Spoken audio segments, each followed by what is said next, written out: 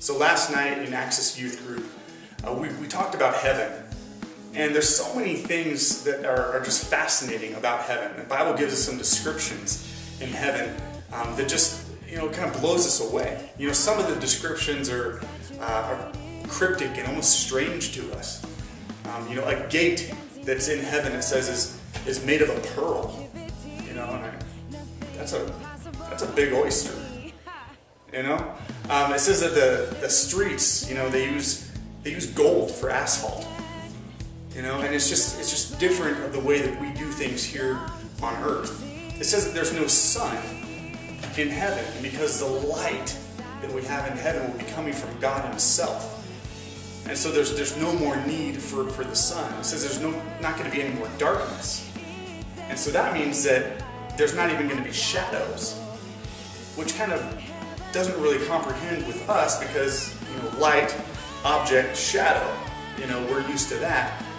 But this light is going to be different. This light, quite possibly, this light, maybe it passes right through us, so that the light goes through us and no shadow is even created.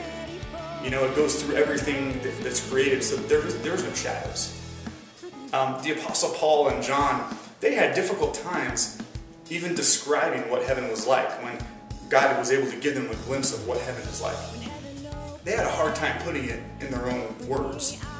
And even Paul said, he said, no eye has seen, no ear has heard, no mind has conceived what God has prepared for those who love Him. Our minds can't even begin to imagine the wonders that are contained in heaven. It says in heaven, in Revelation chapter 2, it says that we're going to receive a new name. And there's a new name that God has just for you.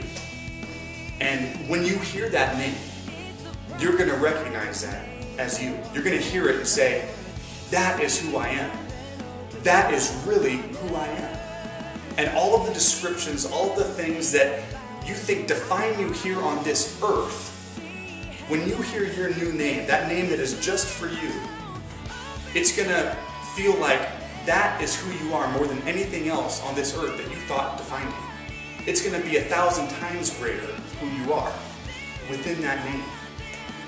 And it says that when we get to heaven, there's just going to be so many wonders, so many things that we're going to be able to enjoy. We're going to experience God forever, and there's never going to be a dull moment.